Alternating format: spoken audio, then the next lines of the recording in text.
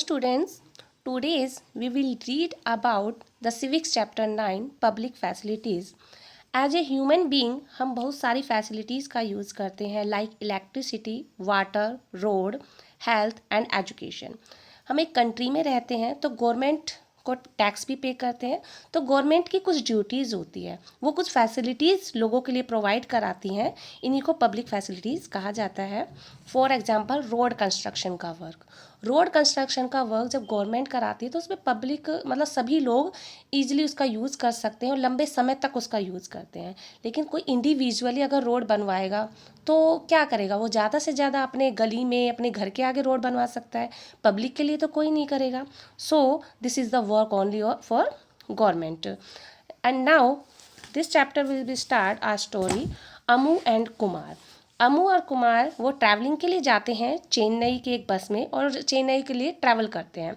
चेन्नई के चारों ओर जब वो जाते हैं तो वो ऑब्ज़र्व करते हैं कि चेन्नई के अलग अलग पार्ट्स में जो वाटर जो फैसिलिटीज़ मिली हुई है लोगों को वो इक्वली अवेलेबल नहीं है। इक्वली अवेलेबल नहीं है वो लोगों के लिए। कहीं पर पानी बहुत अच्छा फैसिलिटी कहीं बहुत अच्छी मिली हुई है तो कहीं पर वो बहुत। हम चेन्नई के अलग अलग पार्ट्स के बारे में पढ़ेंगे। लाइक फर्स्ट है water facilities eight senior government official like mister Ram Gopal colony. पहले जो मिस्टर राम गोपाल जो एक सीनियर गवर्नमेंट ऑफिसर हैं उनकी कॉलोनी में जो फैसिलिटी वाटर की बहुत अच्छी है। Bungalows here have tap water for the parts of the day. बंगले के पास एक पानी का नल है जिसमें पूरा दिन पानी आता है। On days when the water supply is इनएडिक्वेट the municipal water board and a water tanker is easily arrange for his house. अगर दिन में कभी पानी का सप्लाई नहीं हो पाता है तो म्युनिसिपल वाटर बोर्ड या वाटर टैंकर वहाँ पर इजीली अरेंज हो पाता है। सेकंड जो सिचुएशन है वाटर की वो है सुब्रमण्यन अपार्टमेंट में। सुब्रमण्यन जो है वो मैलापुर में रहते हैं, उन्हें पानी की शॉर्टेज को फेस करना होता है। This area gets municipal water once in 2 days, क्योंकि वहाँ पर म्युनिसिपल जो वाटर सप्लाई होता है वो 2 दिन में एक बार होता है। A private borewell meets some of the resident water needs. वो ज़्यादातर प्राइवेट बोरवेल का पानी ही यूज़ कर पाते हैं। Borewell water is how ever brackish. Brackish का मतलब होता है खारा, यानी जो पानी काला होता है खारा होता है, वो बोरवेल का वाटर जो है हालांकि वो बहुत खारा है। So the resident use in their toilets and for washing. इसीलिए वहाँ के जो निवासी हैं उस पानी का यूज़ टॉयलेट के लिए वॉशिंग के लिए ही करते हैं। For other usages water is purchase from tankers. दूसरे यूज़ करने के लिए वो पानी टैंकर से परचेज करते हैं। Subramanian spend up to 500 to 600 per month on buying water from the tankers. Subramanian जो है वो 500 से 600 रुपये पर मंथली वो टैंकर के पानी पर ही खर्च करता है। For drinking water resident have installed water purification system in their homes. काफ़ी रेजिडेंट्स के जो लोग हैं उन्होंने प्योरिफिकेशन सिस्टम भी लगाया हुआ है अपने घरों में पीने के पानी के लिए। नेक्स्ट जो थर्ड जो सिचुएशन आती है वाटर फैसिलिटी की वो है शिवा के घर पर जो एक रेंट पर रहता है मड्डीपक्कम में। They get water once in 4 days, क्योंकि वहाँ पर पानी 4 दिन में एक बार आता है। Shortage of water is one major reason why Shiva can't bring his family to Chennai. अब पानी की शॉर्टेज ही एक मेजर प्रॉब्लम है शिवा के लिए, यही कारण है कि वो अपनी फैमिली को चेन्नई में नहीं लेकर आता। For drinking Shiva buys bottle water. पीने के लिए शिवा को पानी की बॉटल्स जो है वो परचेज करनी होती है। फोर्थ पोजीशन है water facilities at Padma's resident. Padma एक डोमेस्टिक वर्कर है जो एक स्लम कॉलोनी में रहती है। Padma work as a domestic help in Saidapet and lives in the nearby slum. वो साइदापेट में एक डोमेस्टिक हेल्पर है जो कि एक झोपड़पट्टी वाला जो एरिया होता है वो वहाँ पर रहती है। She pays are rent for rate 650 for the hutment. वो वहाँ के ओनर को 650 रुपये पर मंथली परचेज करती है, रेंट पे करती है। Which has neither a bathroom NOR a tap connection. जहाँ पर ना तो कोई बाथरूम है ना ही सेपरेटली कोई पानी का कनेक्शन है। For 30 such hutments there is a common tap at one corner. यहाँ पर 30 फैमिलीज जो हैं वो ये स्लम कॉलोनी में रहते हैं, जहाँ पर कॉमनली उन्हें एक नल का ही यूज़, एक कॉर्नर में नल है जो सभी के लिए कॉमनली यूज़ वो करते हैं, in which water comes from a borewell for 20 minutes twice daily. यहाँ पर पानी 2 बार आता है जो कि बोरवेल का पानी होता है। ठीक है, अब हमने पहले देखा था कि बोरवेल का पानी अलग यूज़ कर रहे हैं, लेकिन फिर भी वो टैंकर का पानी यूज़ करते हैं। लेकिन यहाँ ओनली उनके लिए अगर 20 मिनट जो दिन में 2 बार पानी आ रहा है वो भी बोरवेल का आ रहा है। A family gets to fill a maximum of 3 bucket within this time. अब ये जितनी भी 30 फैमिलीज जो रह रही हैं वो हर फैमिली लगभग केवल 3 बाल्टी पानी ही वहाँ से ले पाती हैं। The same water is for washing and drinking, और वही पानी वो वॉशिंग के लिए भी यूज़ करते हैं और पीने के लिए भी यूज़ करते हैं। In summer the flow become a trickle. अब गर्मियों में तो ये इनकी कंडीशन और भी ख़राब हो जाती है, जो पानी का जो फ्लो है यानी वो और भी कम हो जाता है। So that one family gets water only at the cost of another. इसीलिए एक फैमिली की जब पूर्ति हो जाए पानी की तभी दूसरी फैमिली की टर्न आ पाती है। ठीक है, तो ये हमने कुछ कंडीशंस के बारे में पढ़ा था कि वहाँ पर चेन्नई के अंदर अलग अलग पार्ट में जब वो लोग गए तो उन्होंने वाटर फैसिलिटीज़ की कंडीशंस देखी थी कि कहीं तो बहुत ज़्यादा पानी आता है तो कहीं लोग जो है वो 3 बाल्टी पानी से ही पूरी फैमिली को गुजारा करना पड़ रहा है। तो water as part of the fundamental right of life.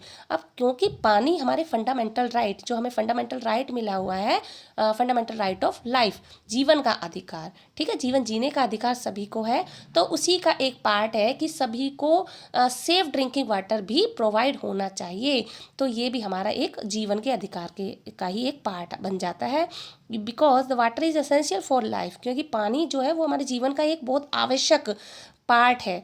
ठीक है, एंड फॉर गुड हेल्थ, और जिस अगर पानी अच्छा होगा तो हमारी हेल्थ भी अच्छी होगी। Safe drinking water can prevent many water related disease.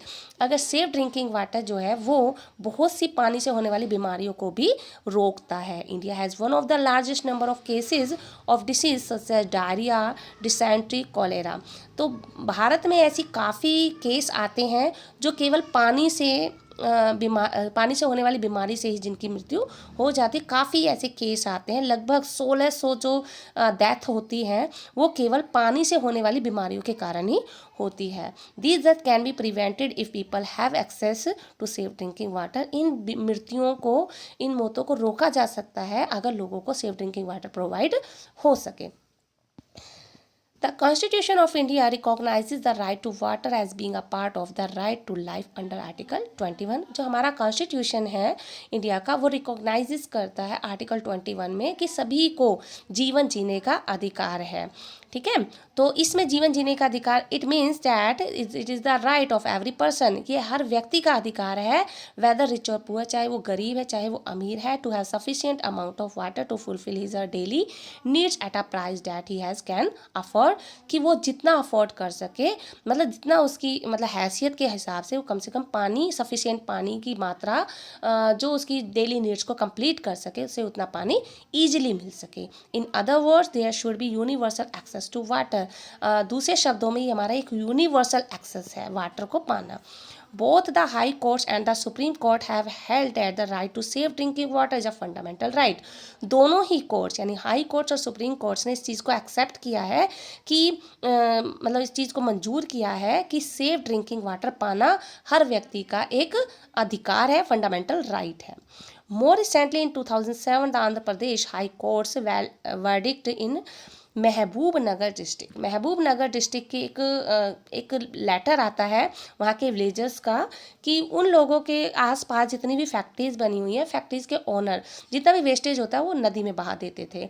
अब उसी नदी से जो उस डिस्ट्रिक्ट के जो लोग, वहाँ के लोग भी पानी पी रहे थे, यहाँ उनके जानवर भी उसी पानी से अपना काम चलाते थे, मतलब पानी पीते थे, और उनकी क्रॉप्स मतलब खेतों में भी वही पानी जाता था।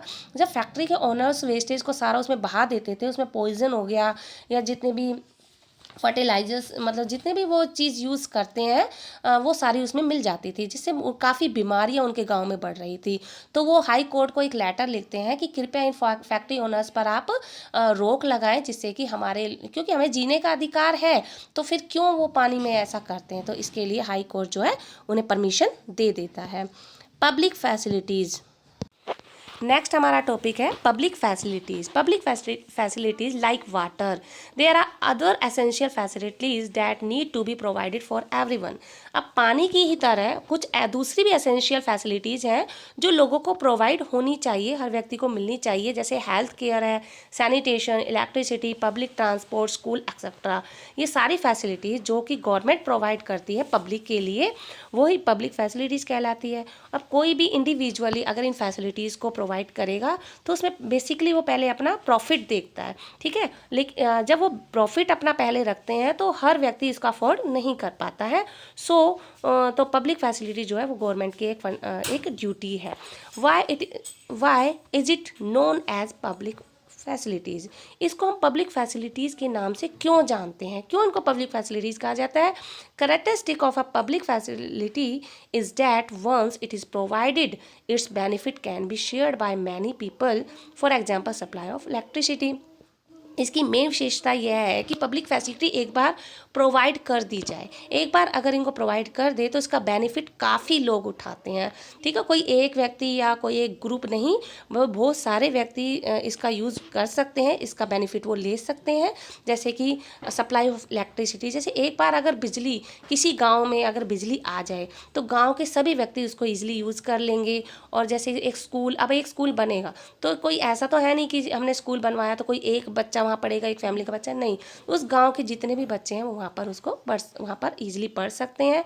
अगर गवर्नमेंट इसको प्रोवाइड करेगी तो वहाँ पर उनको कम कॉस्ट में उनको एजुकेशन इजीली मिल सकती है। Okay, thank you. नेक्स्ट हमारा पॉइंट आता है द गवर्नमेंट्स रोल। अब गवर्नमेंट ही पब्लिक फैसिलिटी प्रोवाइड क्यों करती है, इसके बारे में हम नेक्स्ट वीडियो में पढ़ेंगे। Okay, thank you.